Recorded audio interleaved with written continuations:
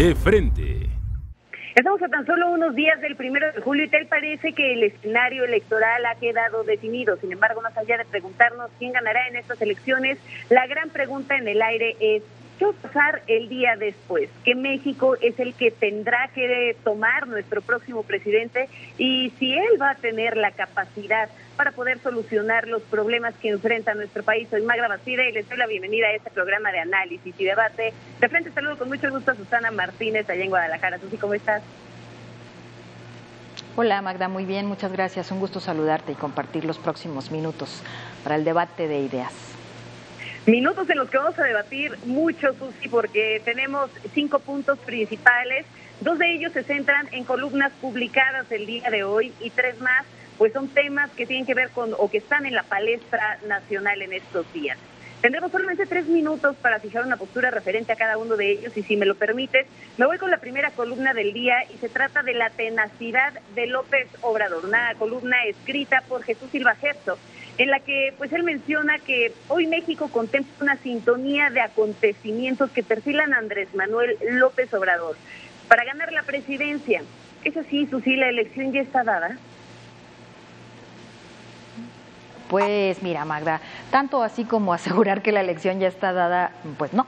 Creo que hay números que favorecen a un candidato, pero finalmente no lo podremos saber hasta que los mexicanos salgan a votar y decidan quién es un ganador y quién es un perdedor. Lo que sí creo es que quienes o a quien favorecen estos números, pues en efecto, como lo dice el columnista, ha conjugado una serie de factores que le favorecen.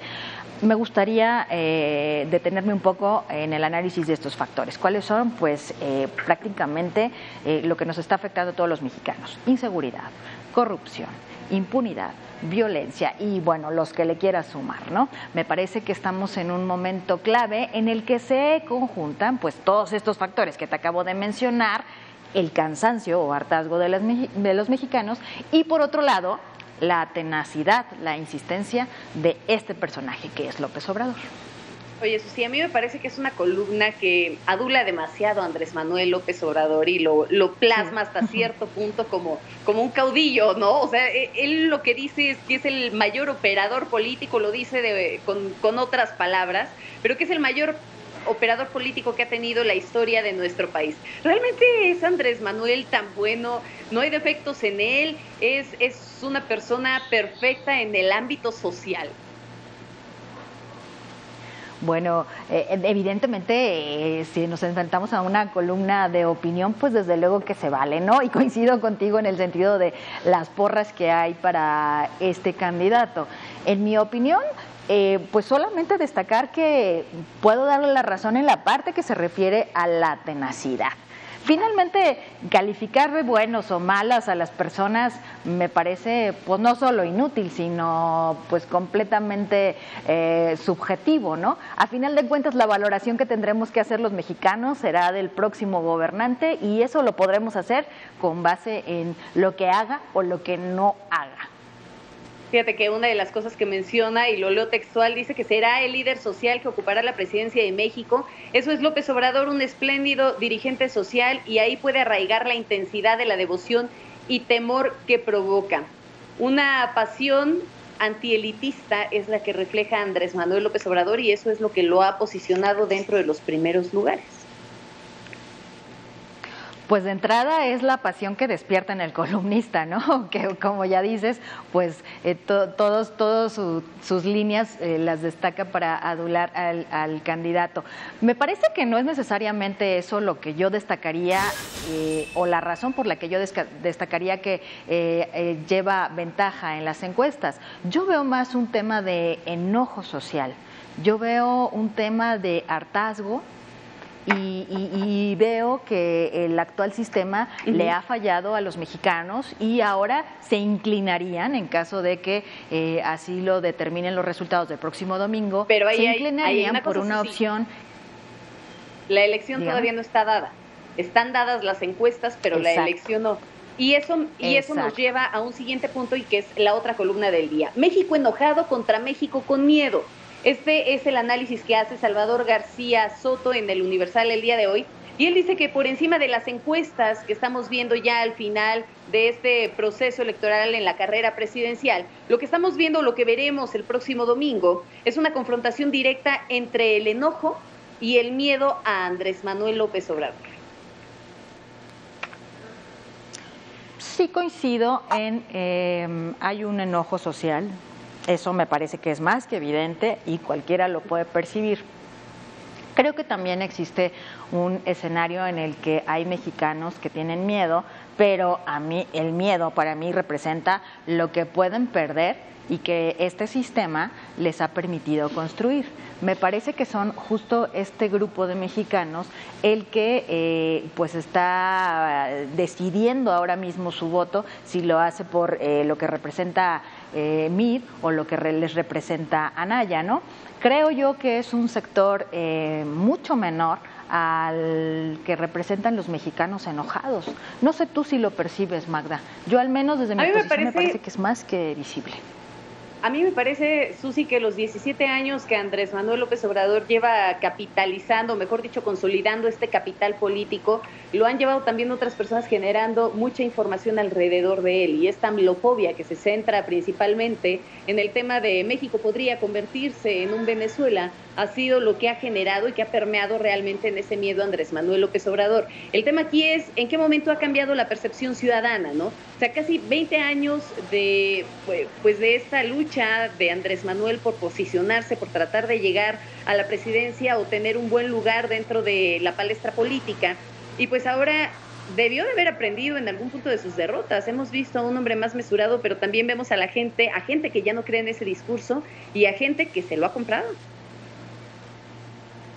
El término que usas de capitalizar me parece correcto, y si en algo coincido con la columna de Jesús Silva es en la forma en cómo describe a este operador político, porque de otra forma que no sea un manejo bien hecho de su carrera política, no me explico cómo fue que viró la percepción que teníamos los mexicanos o que tenía la mayoría de los mexicanos de ser un candidato al que se le temiera.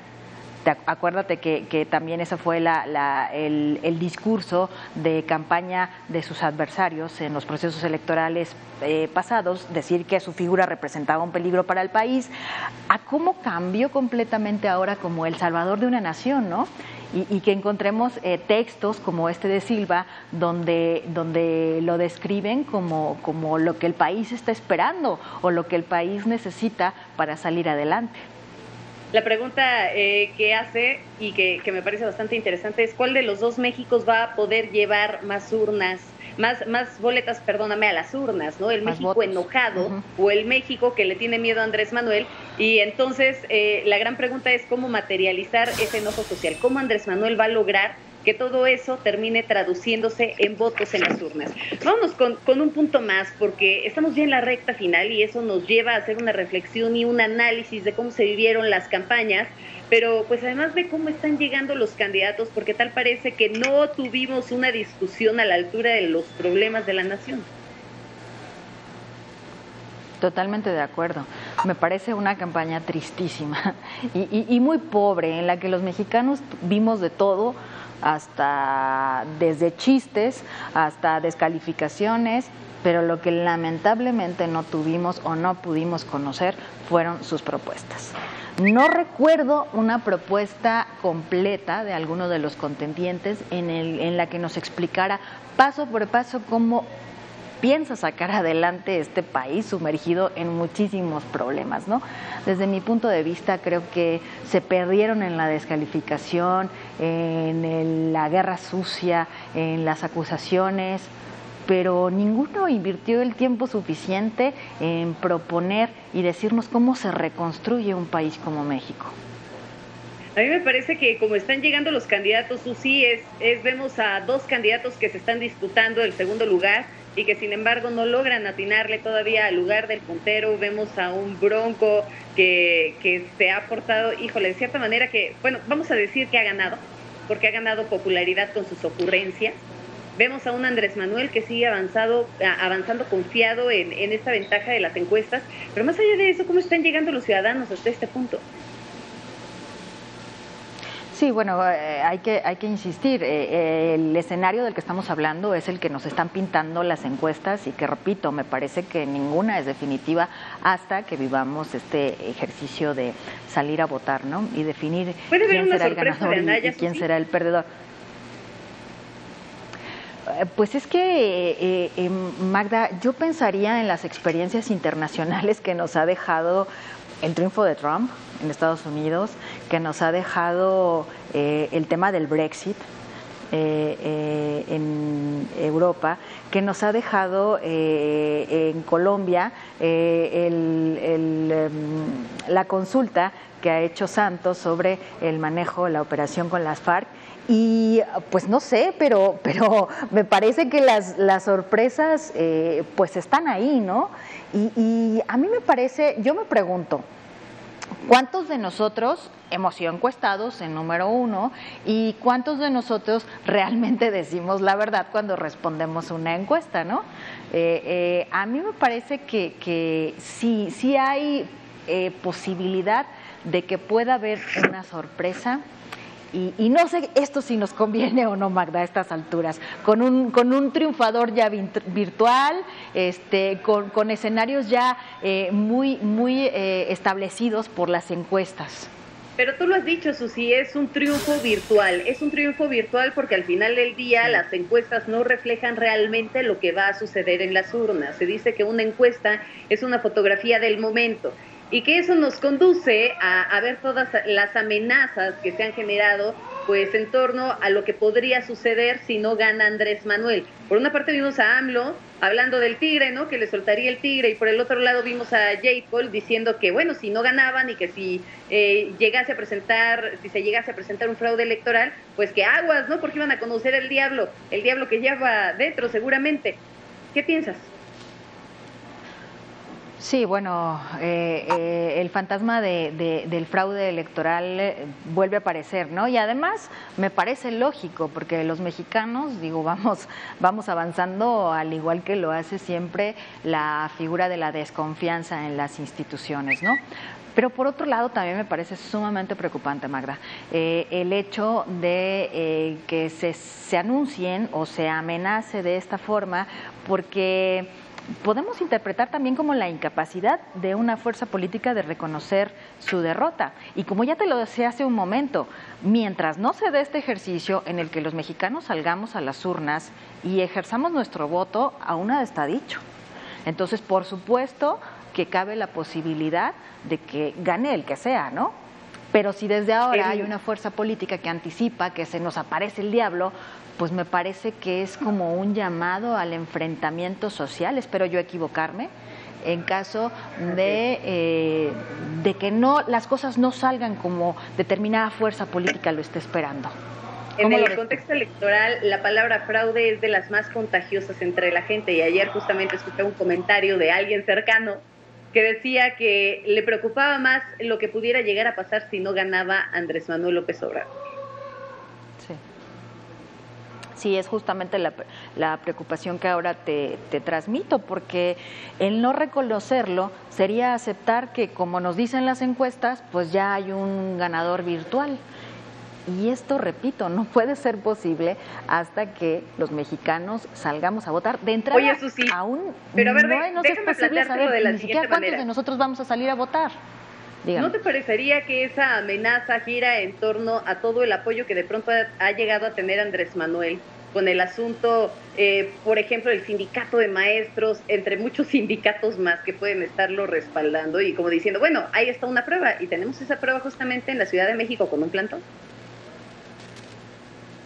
Sí, definitivamente, por eso te decía que mi preocupación es grande y ojo, yo no me refiero a estar preocupada por un ambiente en el que las cosas salgan tal como las encuestas lo dictan hasta hoy, sino por la posibilidad de que también, como tú lo dices, esto pueda representar expresar de formas poco civilizadas el descontento porque no gane una fuerza política, ¿no?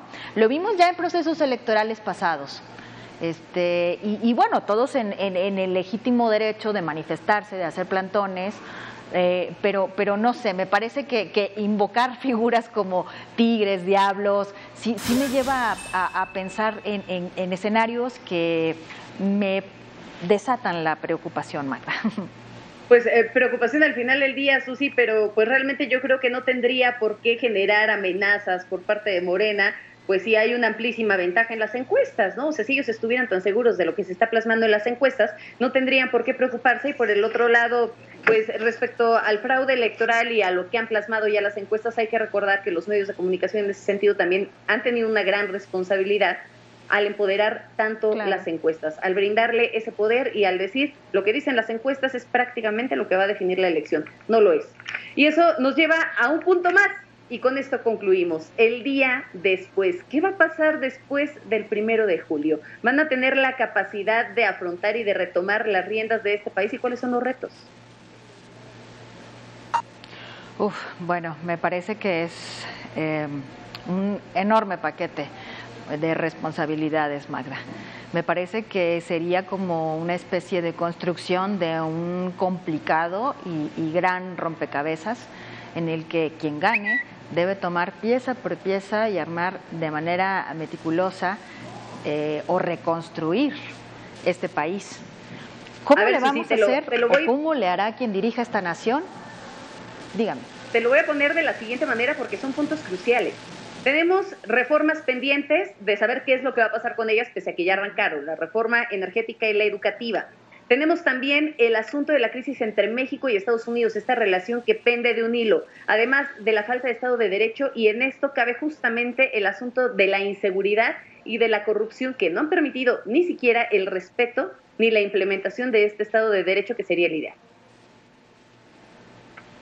Totalmente, o sea, sería lo que ahora plantea, sería como la construcción de una agenda en la que tiene que trabajar el encargado de dirigir el destino de esta nación y muchos otros problemas que tendrá que enfrentar el próximo presidente, pasando por la pobreza, entrándole de lleno al tema de los desaparecidos, que acá, por ejemplo, en Jalisco es un tema muy visible por las dimensiones que está cobrando, que tiene que darnos una solución a los mexicanos con pues el avance en el precio de la gasolina, con también los números o los precios en los que se está manejando el dólar actualmente. Vamos, son tantas cosas que se me antoja, Magda, para que nosotros los mexicanos, como nunca, estemos vigilantes, atentos, pendientes de lo que hace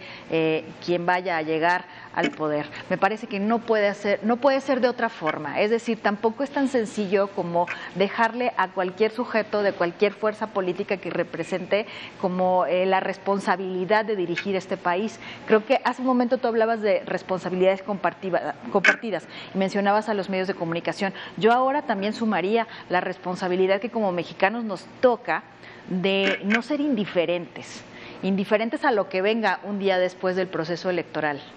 ¿No te parece? No ser indiferentes y una sociedad más participativa, Susi, porque al final del día hay que reconocer que a nosotros nos toca pedirles a los gobernantes esa rendición de cuentas, exigir que verdaderamente nos digan en qué es lo que están haciendo para mejorar y para atacar estas problemáticas centrales, que además temas cruciales, los que mencionábamos, temas cruciales que van a tener que formar parte de la agenda del próximo presidente, pero además una pregunta más, ¿el dinero que se tiene les irá a alcanzar para todas esas promesas que hicieron durante su campaña? Eso ya lo veremos pasando el 1 de julio. Susi, muchísimas gracias. Gracias a ti, Magda, un placer como siempre. Pero como siempre, gracias a usted por el favor de su presencia. Yo soy Magda Bastida, esto fue De Frente.